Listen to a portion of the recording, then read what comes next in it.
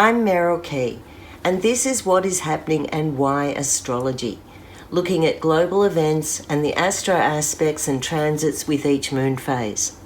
If you want direct info on your sun sign, look for my monthly Astro Dice forecast, posted at the start of the month, where I go through each sign.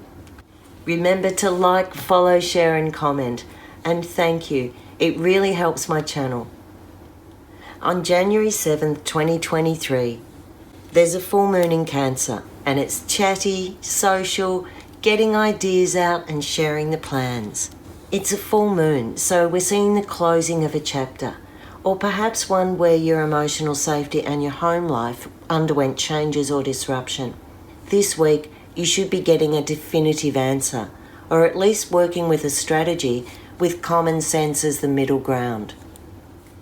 The Sun is conjunct Mercury, and this lays the facts out on the table. Mercury is also retrograde, so it's bringing back agreements and communication and connections from the past. And you've been here before. You've seen it.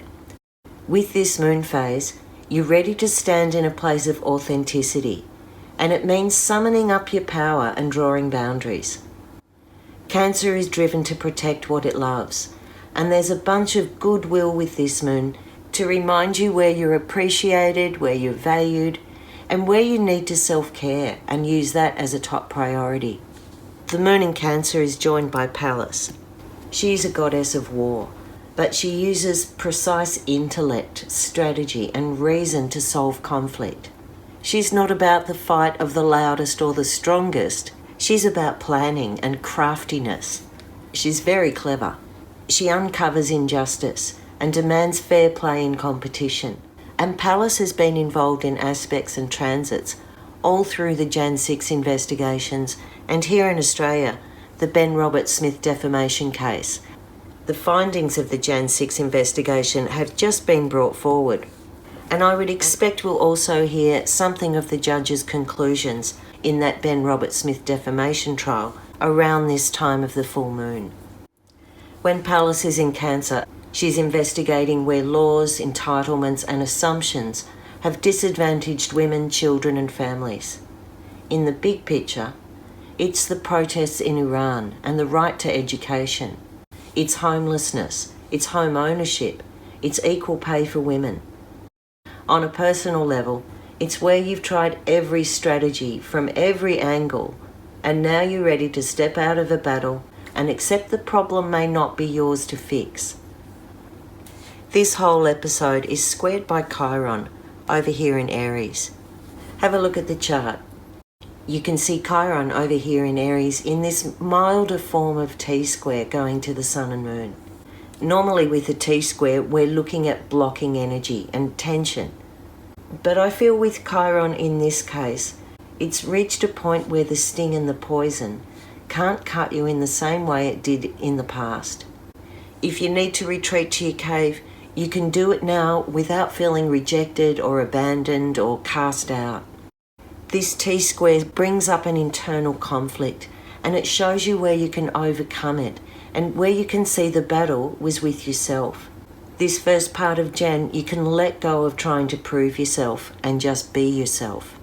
Even better, Uranus is there in Taurus, blasting good energy, good timing, random windfalls, and even a sliding door moment where a fated meeting lines up in your favour. Even if there's been disruption or upheaval over the full moon phase, it'll become a blessing in disguise. Open up plans, let you lift out of a stuck or a dependent situation. This aspect of Uranus and the North Node there in Taurus is cheeky, naughty, flirty, and it puts a bit of fun and randomness into the comfort zone. Like Mercury, Mars is retrograde, and now it's in a really nice aspect with Venus, both in air signs. Venus in Aquarius and Mars in Gemini. This might have you returning to a group or a friendship where bygones are literally bygones now. Or you might have adjusted a defensive stance into something that's less combative. If you've got group involvements or collabs this first part of Jan, the mood is really receptive and stimulating and even helpful and can-do. Banter is fun, you find like-minded others, and you're naturally drawn towards interesting and novel experiences, perhaps even after a few postponements or adaptations to original ideas. Jupiter is in Aries, amping up the energy levels, clarity, and the bravery. Fire signs, you will get the best of this, and Aries, for the next 4 months, you are streamlined for success, supercharged and smashing it. Even if you don't see it yourself right now, you are. Over the last couple of moons, Mars and Neptune have been at each other, spreading a mist of fantasy, propaganda, scams, and poisoning the atmosphere.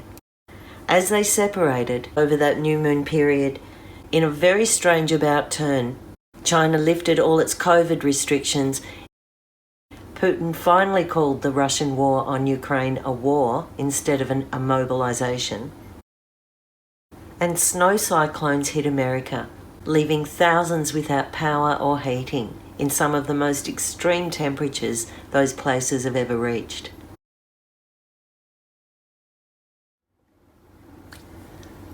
Like last moon, Jupiter is opposite Ceres, here at the beginning of Libra. These two are in a place of trying to deliver a supply when the order gets bigger and bigger, when whatever you do, it isn't enough. Where it's become tough to ask what you need or deliver what's expected, this moon phase, you can strike a deal, learn to share equally, address a power imbalance and bring things back to order. This is especially relevant if you've been in something where all the giving is going one way. While Mars and Mercury are retrograde, you might have let a few things slide, but under the influence of a Cancer moon, they're not forgotten or finalised.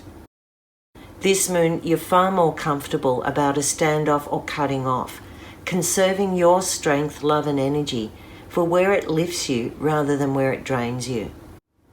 The Moon and Pallas are looking at the roles of family, children, home, and what makes you feel safe with a new set of protections.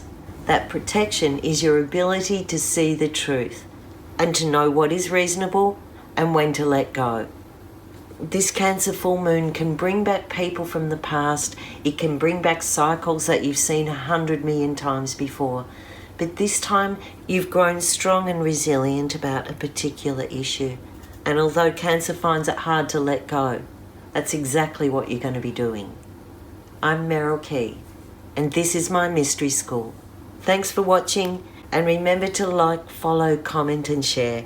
Watch my new monthly forecast for your astrology sign, and check my other videos for all sorts of my Mystery School stuff.